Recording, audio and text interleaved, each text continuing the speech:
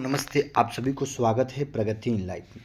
दोस्तों, एनटीपीसी का जो एग्ज़ाम होने वाला है अप्रैल मंथ या मई मंथ में, तो उसके लिए दोस्तों प्रीवियस ईयर का क्वेश्चन डेली अपलोड किया जाता है, जो पिछला बार जो एग्ज़ाम हुआ था। जिसमें कि दोस्तों ये सीबीटी 1 का ये पेपर है और सीबीटी 2 का भी पेपर दोस्तों अपलोड किया गया है।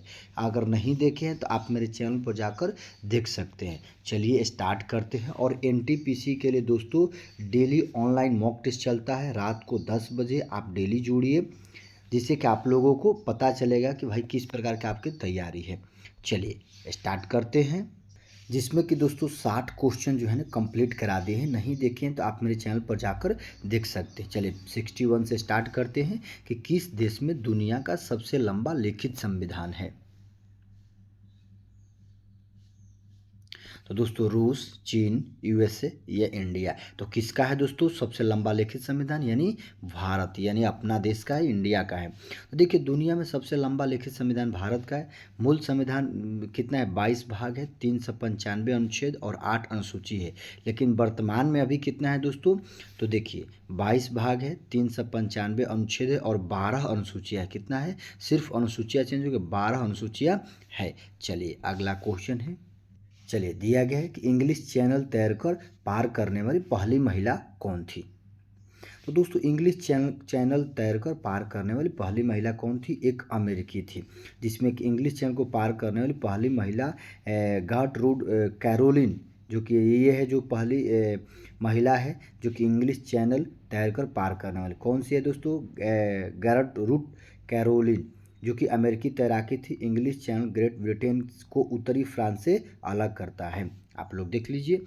चलिए अगला क्वेश्चन है कि उस विकल्प का चयन करें जो तीसरे पद से उसी प्रकार संबंधित है जो इस प्रकार पद दूसरा पद पहले पद से है। इससे शेर का संबंध बिल्ली से है, तो भेड़िया का संबंध किससे है?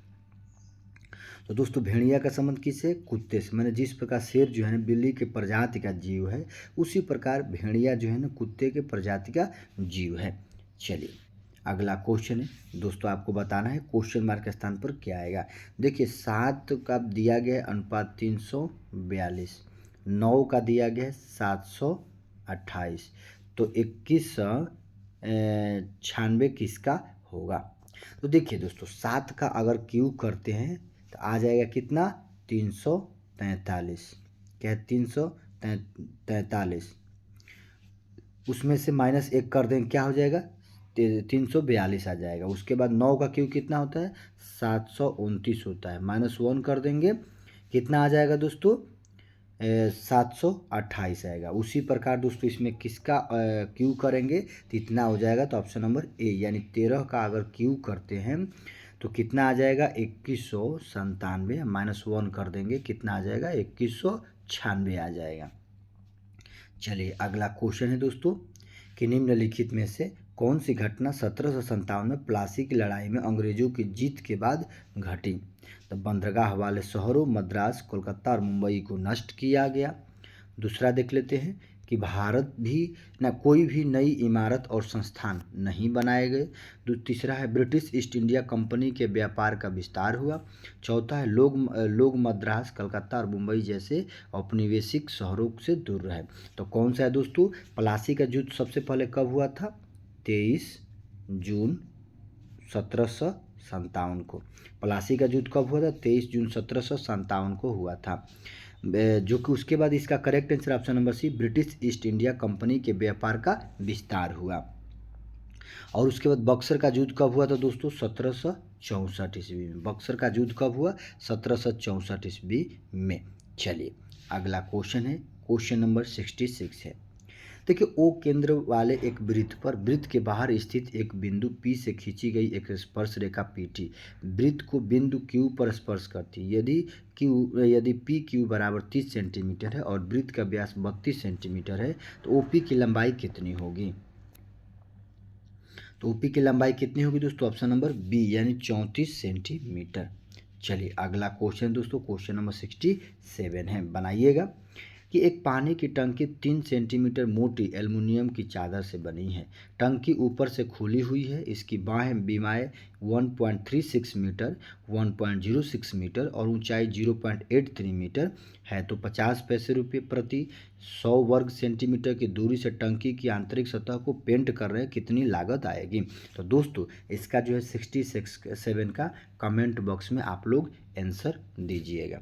अगला क्वेश्चन नहीं बनेगा, कमेंट बॉक्स में बताइएगा।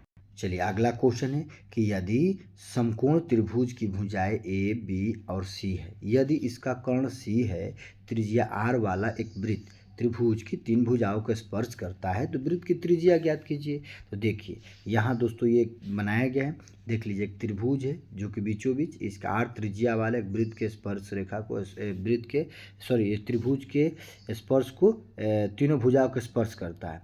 तो वृत्त का त्रिज्या निकालना है। तो देख लीजिए किस प्रकार ये निकाला गया है। तो दोस्तों इसका जो है आप लोग बनाइएगा, क्योंकि आप लोगों का तैयारी है, क्योंकि दोस्तों अप्रैल मंथ या मई मंथ में एग्जाम होने वाला है एनटीपीसी का। ऐसे भी क्वेश्चन आ सकता है। इसका option number D correct answer है। चलिए अगला क्वेश्चन है, क्वेश्चन नंबर 69 है। देखिए स्थानिक प्रजाति पौधों और पशुओं के वे प्रजाति है जो क्या कहलाते हैं, एक विशेष क्षेत्र में पाई जाती है।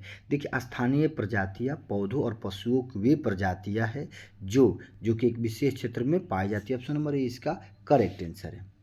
चलिए अगला क्वेश्चन है, वर्ल्ड वाइड वेब यानी WWW के पंजीकृत पहला डोमेन नाम क्या था।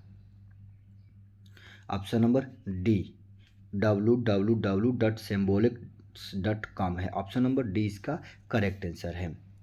चलिए अगला क्वेश्चन है दोस्तों, क्वेश्चन नंबर 71 है। आपको बताना है कि श्रृंखला में कितनी विषम संख्याओं से पहले संख्या 4 आती है। तो दोस्तों कितनी विषम संख्याओं के पहले संख्या 4 आती है। देखिए ये 5 विषम है, उसके पहले 4 आ गया, 9 विषम है, उसके पहले 4 आ गया, 3 विषम है, उसके पहले 4 आ गया। तो कितनी संख्या दोस्तों, 3 है। कितनी, 3। चलिए अगला क्वेश्चन है दोस्तों, यदि cot a बराबर 1/√3 है तो 1 माइनस cos 2a बटा 1 प्लस cos 2a का मान ज्ञात कीजिए। तो दोस्तों 72 का भी आप लोग कमेंट बॉक्स में आंसर बताइएगा। चलिए अगला क्वेश्चन है, वीडियो अच्छा लग रहा है तो लाइक सब्सक्राइब।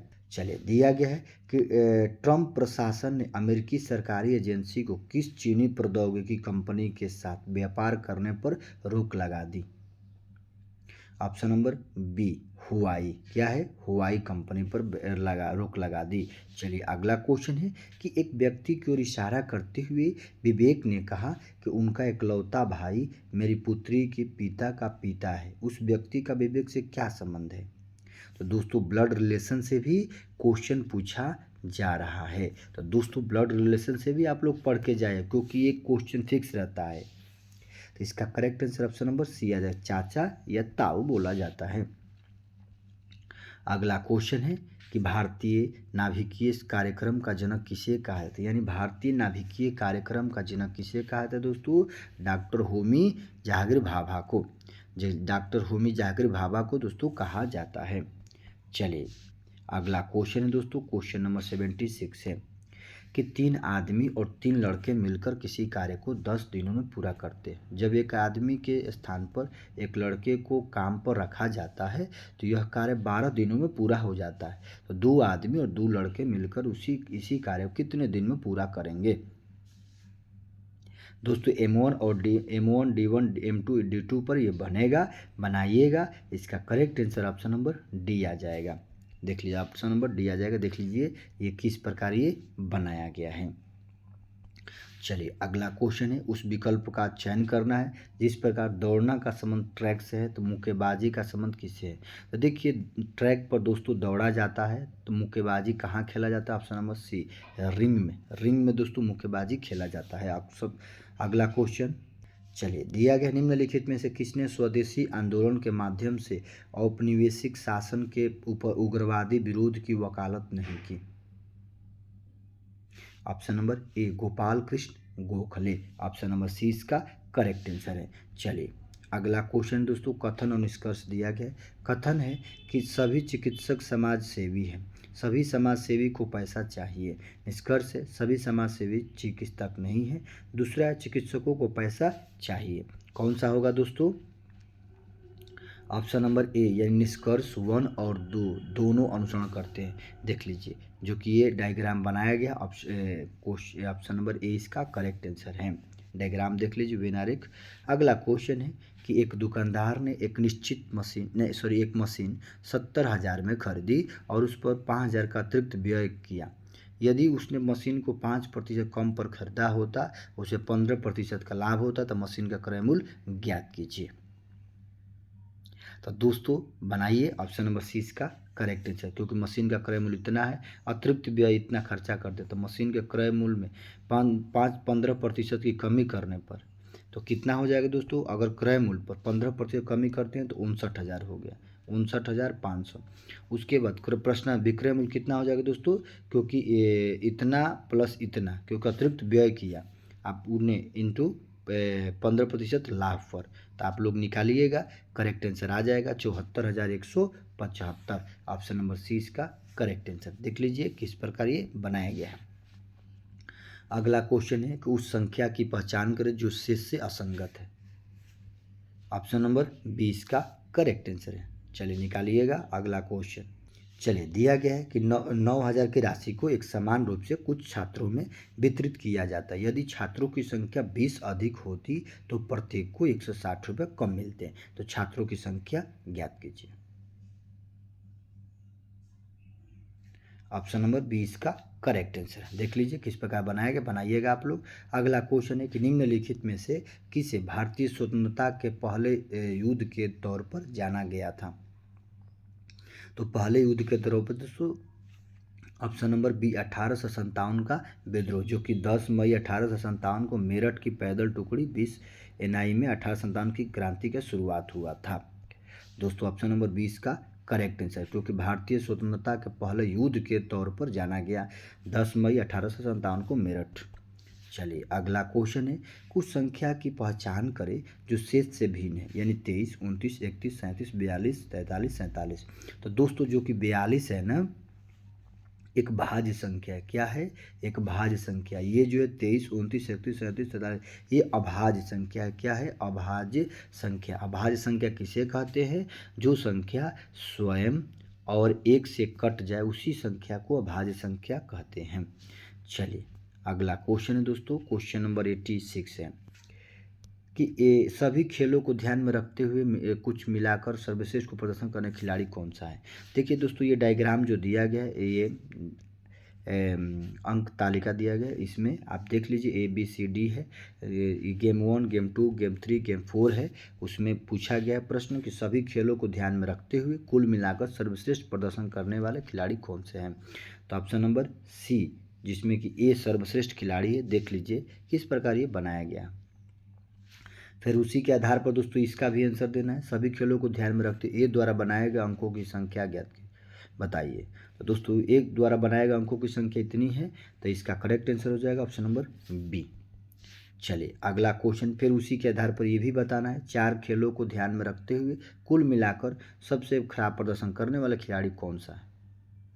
तो ऑप्शन नंबर बी है। देख लीजिएगा, बनाइएगा, क्योंकि इस पर क्वेश्चन पूछा जा रहा है। चलिए अगला क्वेश्चन नंबर 90 है दोस्तों। किसी की निश्चित कूट भाषा में 257 को इस प्रकार लिखा गया है, 747 को इस प्रकार, 263 को इस प्रकार।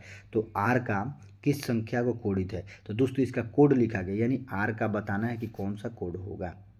तो दोस्तों ऑप्शन नंबर डी यानी 4 होगा। तो दोस्तों आप लोग बनाइएगा। सबसे पहले इस प्रकार के भी क्वेश्चन पूछे जाते हैं। तो दोस्तों 90 क्वेश्चन कंप्लीट होता है। अगर वीडियो अच्छा लग रहा है तो चैनल को सब्सक्राइब, लाइक, कमेंट बॉक्स में ज़रूर लिखिए। जय हिंद, वंदे मातरम।